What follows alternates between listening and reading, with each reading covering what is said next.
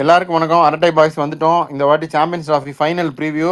VK, நான், லாகுல், நம்மளுடைய வெற்றி மட்டு எல்லாரும் வந்திருக்கோம் ஃபுல் ஸ்ட்ரென்த்தாக. துபாயில் நடக்கிற champions trophy India versus New Zealand. Champions trophy வந்து பாகிஸ்தானில் நடந்தாலும் இந்த மாப்பிள்ளை இவர் தான் ஆனால் சாப்பிட்டா என்னது அப்படிங்கிற மாதிரி எல்லா மேட்சும் துபாயில் தான் இந்தியா விளையாடிட்டு ஃபைனலையும் துபாயில் தான் விளையாட போகிறாங்க. ஆனால் பேர் வந்து சாம்பியன்ஸ் ட்ராஃபி பாகிஸ்தான். ஸோ நம்ம முதல்ல பேசும்போதே சொன்னோம், பில்டப் டு தி டோர்னமெண்ட் ப்ரிவியூஸ்லாம் பண்ணும்போதே இந்தியா நியூசிலாந்து அப்போ பேசும்போது it could be a dress rehearsal to the final அப்படிங்கிறது எக்ஸாக்ட் வேர்ட்ஸ் நம்ம யூஸ் பண்ணது. அதுவே நடந்துருச்சு. As we called out earlier, India New Zealand தான் ஃபைனலாகவே வந்துருச்சு. எப்போ பார்த்தாலும் அங்கே இந்தியா கஷ்டப்பட்டு அடி வாங்கிட்டு போனால் அங்கே நிற்கிறது இந்த நியூசிலாண்டு, இல்லாட்டி இந்த ஆஸ்திரேலியா. இந்த வாட்டி நியூசிலாண்டோட இந்தியாவுக்கு மேட்ச்சு. ஸோ இந்த மேட்சை பற்றி நீங்கள் உங்களுடைய இனிஷியல் தாட்ஸ்லாம் என்னன்னு சொல்லுங்கள். மட்டு, வெற்றி, லாகுல். இப்போ நம்ம கொஞ்சம் ஏற்கனவே குரூப் ஸ்டேஜில் கொஞ்சம் நல்லா டாமினேட் பண்ணியே ஜெயிச்சோம். ஸோ கொஞ்சம் கான்ஃபிடண்ட்டாகவே போகலாம். ஒன்றும் அந்த அளவுக்கும் பெருசாக ஸ்விங் எல்லாம் எதுவும் இல்லை. ஸோ நியூ பாலில் எடுத்தோடனே அவங்க இது பண்ணுவாங்க, விக்கெட் விழுந்துவாங்க அப்படின்லாம் இல்லை. நம்ம பவுலிங் அட்டாக்கும் நல்லா இருந்துச்சு. பிச்சுக்கு நல்லா ஸ்பின்னிங் பிச்சஸ் போனது நல்லா விளையாடினாங்க. So we can be pretty confident இந்த ஜெயிச்சிருவோம்னு. ஆனால் ஒரு வேர்ல்டு கப்பு நம்ம இப்படி தானே போகிறோம். 2019 20 மினிட்ஸ் தான் பேட் கிரிக்கெட்டுன்ட்டாங்களே. பட் 2019 அதுதான் சொல்றேனே, கொஞ்சம் ஸ்விங் ஆச்சு. கொஞ்சம் அன்பிளேபிளா ஹென்ரி தான் இது பண்ணாரு. ஓகே, அதே ஹென்ரி தானே இருக்காரு இன்னும். பட் ஏன்னா இப்போ ஒன்றும் ஸ்விங் இல்லை. அவருக்கும் கொஞ்சம் ஷோல்டர் டிஸ்லோகேட் ஆன மாதிரி இருந்துச்சு. பட் திரும்ப வந்து 2 ஓவர் போட்டாரு. விளையாடுவாரான்னு தெரியல. பட் மோஸ்ட்லி விளையாடுவாருன்னு நினைக்கிறேன். எப்படின்னாச்சும் இது பண்றாங்க. டைம் இருக்குல்ல, மேட்ச் முடிஞ்சு almost Sunday 20 minutes bad cricket யாரை வேணாலும் எந்த கண்டிஷன்ஸ்ல வேணா விளையாடலாமே. விளையாடலாம். பட் அது நடக்கும் அப்படின்னு நம்ம ஏன் இதுவா இருக்கணும்? அதுவும் ப்ரீவியஸ் மேட்சஸ் இது பண்ணது வந்து ஒரு சைக்கலாஜிக்கலியே வேற ஒரு பூஸ்ட் இருக்கும். அண்ட் அதுவும் இல்லாமல் நம்ம டீமில் ஆல்மோஸ்ட் எல்லா 11 பிளேயர்ஸும் ஒரு நல்ல பெர்ஃபார்மன்ஸ் கொடுத்துருக்காங்க சாம்பியன்ஸ் ட்ராஃபியில். ஸோ நம்ம 30 for 3 இருந்தும் நம்ம 300 அடிச்சிருக்கோம். ஸோ அதால் ஓரளவுக்கு எல்லாமே ஒரு காம்ப்ரிஹென்சிவாக நம்ம நல்லா பண்ணியிருக்கோம். வருண் சக்கரவர்த்தி வந்தோடனே ஒரு பெரிய மேசிவ் பூஸ்ட், ஒரு 2x அந்த ஒரு பவர் கிடைச்ச மாதிரி ஆயிடுச்சு. வெற்றி என்ன நினைக்கிறீங்க? கண்டிப்பா நம்ம ஃபர்ஸ்ட் கொஞ்சம் துபாய் வந்து இறங்கினப்ப பிச் எப்படி இருக்கும் இது இருக்கும்னு கொஞ்சம் யோசிச்சோம். கொஞ்சம் மெதுவா பங்களாதேஷோட பாகிஸ்தான் கொஞ்சம் மெதுவா ஆடணும்.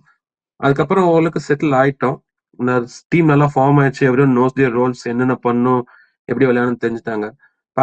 அதே மாதிரி நியூசிலாண்டோட ஃபர்ஸ்ட் பேட்டிங் பிடிச்சி ஆடணும். அடுத்து ஆஸ்திரேலியாவோட சேஸ் பண்ணி பண்ணோம். ஸோ இப்போ நம்மளுக்கு வந்து இப்ப என்ன ஃபார்மேட்ல எப்படி ப்ரொசீட் பண்ணணும்னு தெரியும். அதே இடத்துல நீங்க சொன்ன மாதிரி வருண் சக்கரவர்த்தி வந்து ஆட் பண்ணதுல வந்து அந்த மிடில் ஓவர்ஸ்ல விக்கெட் எடுக்கிற ஆப்பர்ச்சுனிட்டிஸ் அதிகமா இருக்கு. அது ஒரு அட்வான்டேஜா தான் லாஸ்ட் 2 மேட்ச் அது பெரிய அட்வான்டேஜ் இருக்கிற மாதிரி தெரியுது.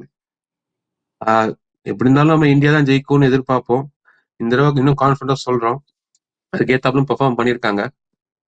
சண்டே வந்த பிறகு தெரியும். ஓகே, லாகுல், நிறைய தடவை துபாய் போயிருக்கீங்க, நம்மளே போயிருக்கோம்.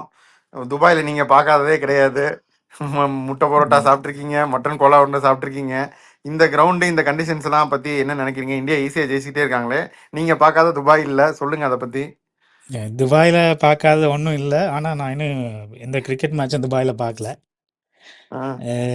கிரிக்கெட் மேட்ச்சு இந்தியா ஸ்பின்னர் தான் அவங்களுக்கு ஒரு ட்ரம்ப் கார்டு.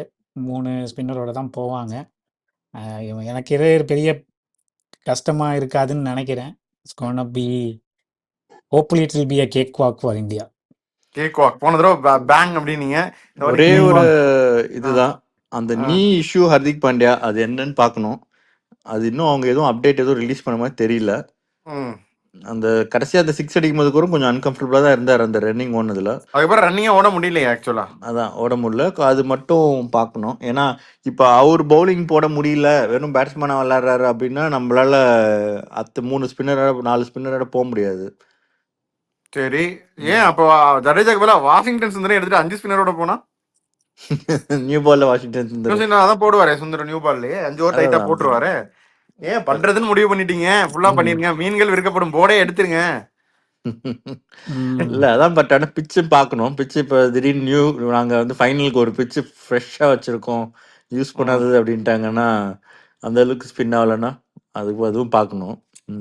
பட் அதுல தப்பு இல்லை. நான் நினைக்கிறேன் இந்திய தொலைக்காட்சிகள் முதல் முறையா 5 ஸ்பின்னரோட களம் இறங்கும் இந்திய அணி அப்படின்னு. வெற்றி என்ன நினைக்கிறீங்க? அது இப்போ போறது போக்க பார்த்தா அது பாசிபிலிட்டி இருக்கு. எக்ஸ்ப்ளோர் பண்ணலாம். அது ஒரு நியூசிலாந்துக்கு சர்ப்ரைஸா இருக்கும். பட் ஆனா பிட்ச் தான் டிட்டர்மினிங் ஃபேக்டர். இவங்க பிட்ச் வந்து நம்ம எந்த பிட்சும் ப்ராக்டிஸ் பண்ணல. ஆனா எல்லா பிட்சும் ஹேண்டில் பண்ணிட்டோம். பட் 2-3 பிட்ச் ஆடினதுனால ஒவ்வொன்றும் கொஞ்சம் வேரியேஷன் இருந்திருக்கு. நம்ம ஆஸ்திரேலியாவோட அதிகமா ஸ்கோர் பண்ண மாட்டாங்க, ஈஸியா இருக்கும்னு நினைச்ச பிட்ச். பட் பிட்ச் கொஞ்சம் பேட்டிங் கொஞ்சம் ஈஸியா தான் இருந்துச்சு. அவங்க அவங்க கொஞ்சம் ஸ்கோர் கம்மியா தான் பண்ணியிருக்காங்க. இல்லாட்டி கொஞ்சம் அதிகமா வச்சிருந்தாங்கன்னா it could have been difficult. அதே மாதிரி நம்மளுக்கு பிட்ச் என்ன பிட்ச் சர்ப்ரைஸா கொடுக்க போறாங்க, இதே யூஸ் பண்ண பிட்ச் கொடுக்க போறாங்கன்னு தெரியல. நம்ம இப்ப யோசிக்கிற மாதிரி தான் நியூசிலாண்டும் ப்ரிப்பேர் பண்ணி தான் வந்திருப்பாங்க. பட் 5 ஸ்பின்னர் இன்ட்ரெஸ்டிங், அதுவும் ஃபைனல்ஸ்ல. இப்போ நம்ம இந்தியா ஆஸ்திரேலியா சொன்னோம்ல, சங்காவா ஸ்பென்சர் ஜான்சனா அப்படின்றதுக்கு, அதில் ஸ்பின்னர் விளையாடணுன்றதுக்காக ஸ்பின்னர் விளையாடாம பெட்டர் பவுலர் அப்படின்னு பார்த்தோன்னா வாஷிங்டன் சுந்தர் ஓகே நியூ பால்ல போடுறாரு. முன்னாடிலாம் இப்போ 2020 விளையாடினாரு, சும்மா ஒரு ஓவர் கொடுத்துட்டு இது பண்ணாங்க, உட்கார வச்சுட்டாங்க, ஒன்றும் பெருசாக பவுல் யூஸ் பண்ணல. ஸோ அதோட அப்படி இருந்துச்சுன்னா ஹர்ஷித் ராணாவே நல்லா ஹர்ஷித் தானே ராணா போட்டாரு. பெட்டர், பேட்டிங் வீக் ஆனாலும் பரவாயில்லைன்னா ஹர்ஷித் ராணா எடுக்கிறோம். Is no mug with bat Harshit Rana. Harshit ராணாவும் பேட்டிங் ஓரளவுக்கு இது பண்ணிடுவாரு. இப்ப என்னன்னா நிறைய பேர் இப்ப 2023 அந்த தோத்த வேர்ல்ட் கப்க்கு என்ன சொல்றாங்கன்னா, இவங்க ஹர்திக் போயிட்டாரு இன்ஜுரியில, அப்ப லைக் ஃபார் லேக் ரீப்ளேஸ்மெண்ட் பண்ணணும்ன்ற பார்த்து தான் அந்த ஷார்தூல் விளையாண்டாங்க. அப்படி பண்ணிருக்க கூடாது. யார் பெட்டர் ஆல்ரவுண்டர் அந்த டைம்ல, பெட்டர் ஆல்ரவுண்டர் வெளியே இருந்தவங்க அக்சர் பட்டேல். ஸோ அந்த டைமே அக்சர் பட்டேல் மாதிரி ஒருத்தர் உள்ள கொண்டு வந்து ஆட விட்டுருக்கலாம் 2023 வேர்ல்ட் கப்லயே அப்படின்னு இப்ப நிறைய பேர் சொல்றாங்க. அதுதான் நானும் சொல்ல வர்றேன். இப்போ ஹர்திக் போயிட்டாருன்னா லைக் ஃபார் லேக்னு யோசிக்க கூடாது. எதர் ஹர்ஷித் ராணா மாதிரி ஒருத்தர் கொண்டு வந்து பவுலிங்கை ஸ்ட்ரென்தன் பண்ணலாம். அப்படி இல்லைன்னா வாஷிங்டன் சுந்தர் மாதிரி ஒருத்தர் டைட்டா 4 ஓவர் 5 ஓவர் பவர் பிளேல போடணும்னு சொல்லி அவர் ஆப்ஷன் எடுக்கிறதும் தப்பு இல்லை. Tanveer Sangha Spencer Johnson is accepted, அவங்க டிஃபரன்ஸ் இருக்கு. But then bowling wise Hardik Pandya 10 over போட்டு 10 ஓவர் ரொம்ப ரேரா போடுறாரு. மேபி 50 ரன் 55 ரன் அந்த மாதிரி வரும்னு நினைக்கிறேன். 10 ஓவர் போட்டா 1 விக்கெட் 2 விக்கெட் வரும். வாஷிங்டன் சுந்தர் மேபி அந்த அளவுக்கு விக்கெட்டிங் அபிலிட்டி இருக்காது. But I'm sure he can Pavul 10 overs or 50 or much within the 10 overs 45 கூட போட முடியும். ஸோ அதனால அது ஒரு நல்ல ஆப்ஷன் அப்படின்னு தான் நான் நினைக்கிறேன். அது விளையாட்டாங்க சொன்னாலும் பேட் ஆப்ஷன். நான் ஆக்சுவலா லீக் மேட்சஸ்லேயே வாஷிங்டன் சுந்தர் விளையாட வைப்பாங்கன்னு நினைச்சேன். அத்தனை லெஃப்ட் ஹேண்டர்ஸ் இருக்காங்களே, சும்மா ட்ரை பண்ணி பார்ப்பாங்கன்னு. பட் வருண் சக்கரவர்த்தி விளையாட விட்டு ட்ரை பண்ணாங்க. சரி, ஓகே, அதான். So wicketing ability of Hardik Pandya மட்டுமே நம்ம காம்ப்ரமைஸ் பண்றோம். பேட்டிங் டெப்த்தையும் பெருசாக காம்ப்ரமைஸ் பண்ணல. அந்த 10 ஓவர் போடுற ஒரு ஆப்ஷன்லையும் நம்ம காம்ப்ரமைஸ் பண்ணல. அப்படிங்கிறப்ப that can be taken as a serious இது. ஆனால் அவங்க எப்படி போவாங்கன்னு தான் நம்ம பார்க்கணும். இப்போ பிளேயிங் 11 2 பேர் எப்படி போவாங்கன்னு எதிர்பார்க்குறீங்க? என்னென்ன சேஞ்சஸ் இருக்கும் உங்களை பொறுத்த வரைக்கும்? இல்லை, இந்தியா அதே தான் ஆல்மோஸ்ட். அந்த ஹர்திக் பாண்டியா இல்லைன்னா தான் நம்ம இந்த சொன்னோமே, இந்த 2 சேஞ்சஸ்ல ஏதாச்சும் ஒன்று. சுந்தர் இல்லைன்னா ஹர்ஷித் ராணா 2 பேர் ஒருத்தர் தான் விளையாடுவாங்கன்னு நினைக்கிறேன்.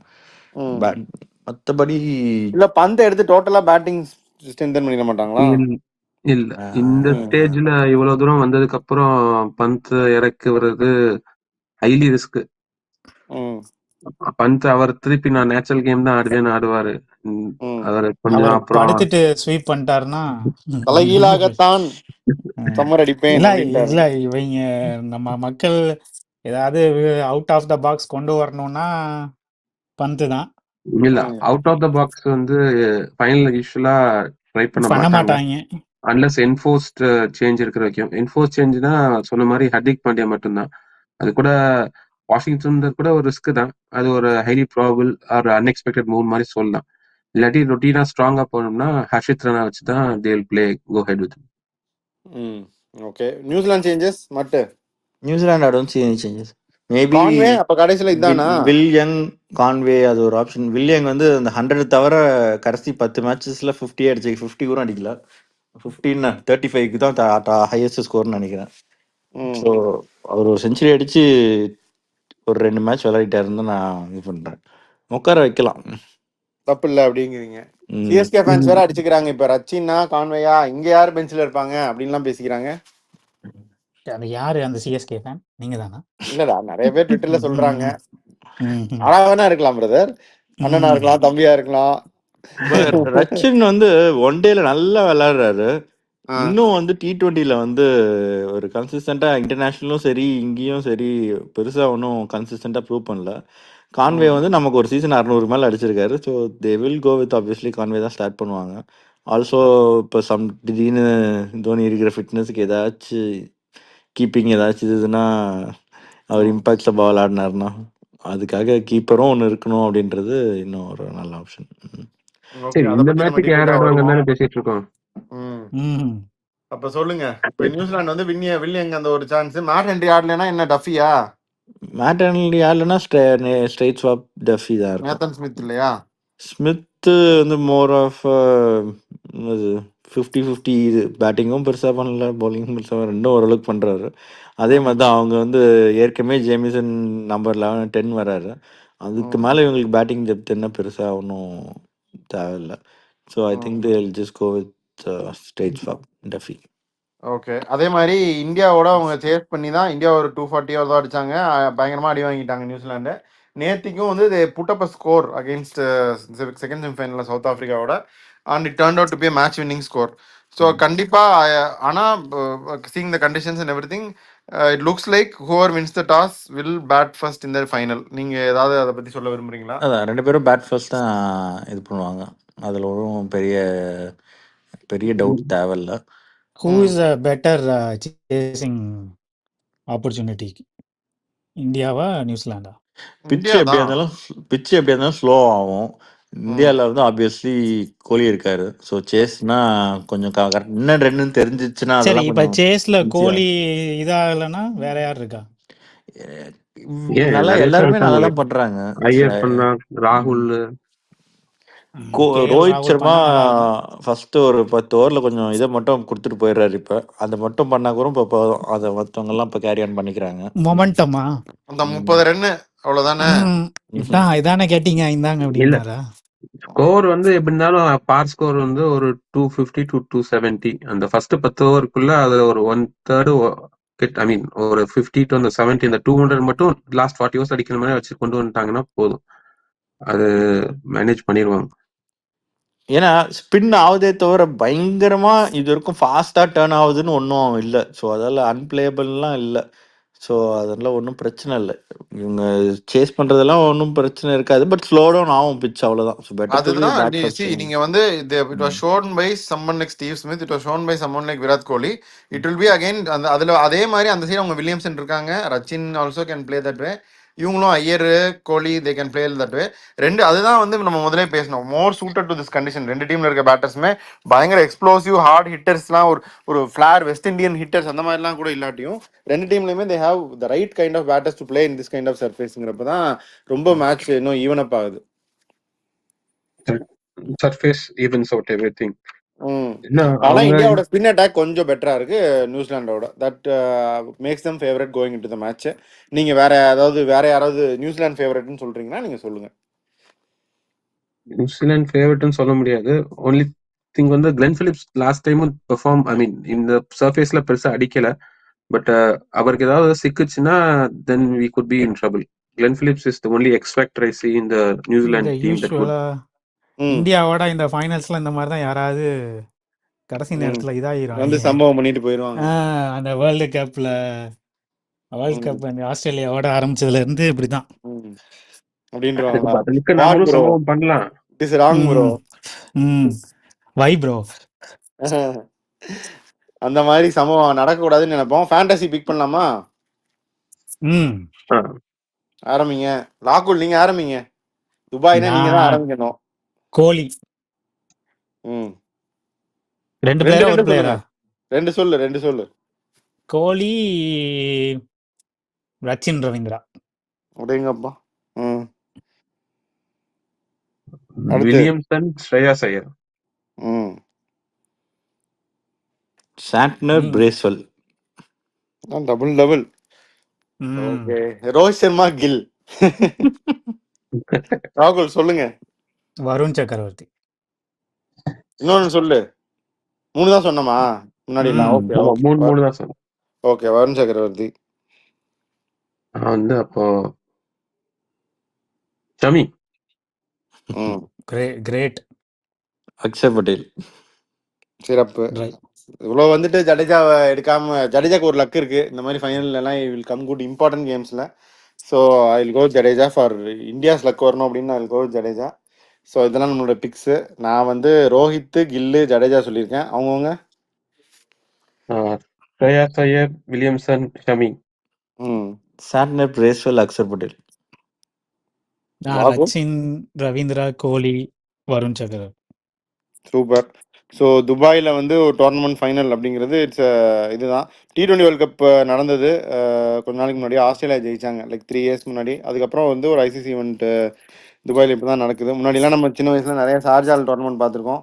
ஸோ துபாயில் இந்தியா கப் வாங்கி பார்க்கறதுக்கு ஒரு ஒரு நல்ல ஆப்பர்ச்சுனிட்டி இந்த ஃபைனல். அதே மாதிரி நியூசிலாண்டை பல தடவை தோற்றுருக்கோம். நிறைய பழைய பஞ்சாயத்துலாம் இருக்குது. இந்த தோனி ரன் அவுட் ஆகி கறியை போட்டது, அது மாதிரி நிறைய நியூசிலாண்டுகிட்ட வந்து நம்ம அடி வாங்கியிருக்கோம். ஸோ அது ஒரு நல்ல ஆப்பர்ச்சுனிட்டி. இந்த மாதிரி ஒரு சாம்பியன்ஷிப் ஃபைனலில் to put it across them and win அப்படின்னு. ரோஹித் சர்மாக்கு இப்போவே போட ஆரம்பிச்சிட்டாங்க. Only captain to win to lead the team in all major ICC tournament finals அப்படின்னு இந்த வேர்ல்ட் WTC ஃபைனலையும் சேர்த்துலாம் போட ஆரம்பிச்சிட்டாங்க. அதனால ரோஹித் ஃபேன்ஸ் எல்லாம் ஹேஷ்டேக் போட ஆரம்பிச்சிட்டாங்க. அதை பற்றியும் நம்ம பேசுவோம் டோர்னமெண்ட் முடிஞ்சதுக்கப்புறமும். நிறைய சம்பவங்கள்லாம் இருக்குது. So we'll hope India wins. நீங்களும் உங்களுடைய க்ளோசிங் கமெண்ட் சொல்லிட்டா we can sign off. irrespective of pictures இதெல்லாம் பொறுத்த இப்போதைக்கு நம்பர் 1 டீம் ஒன் டே இன்டர்நேஷனலில் talent wise on form wise India தான். So comfortably they should win. India should win, and after victory, it's gonna be ரோஹித்தா தோனியா பெரிய ஒரு hashtag வரப்போகுது. கோட்டு யாரு அப்படி இப்படின்னு. நடுவில் கோலி ஃபேன்ஸ் வந்து ஒரு ஹேஷ்டேக் போட்டு சம்பவம் பண்ணிட்டு போயிடுவாங்க. ஆமா, ஆனா அவங்க RCBன்னு சொல்லி ஒதுக்கிடுவாங்க யூஸ்வலா. Okay, it's gonna let's be see. Like It's gonna be like post ட்ராஃபினா மும்பையா சென்னையா அப்படிங்கிறது தான் சண்டை பிடிக்க போறோம். பார்ப்போம். ஸோ இந்தியா தான் ஜெயிக்கும்னு நாங்க ஆர்டி ஸ்குவாட் முடிவு பண்ணியிருக்கோம். நீங்க உங்க கமெண்ட் சொல்லுங்க. இதோட sign off. Will be back with after that champions trophy finals.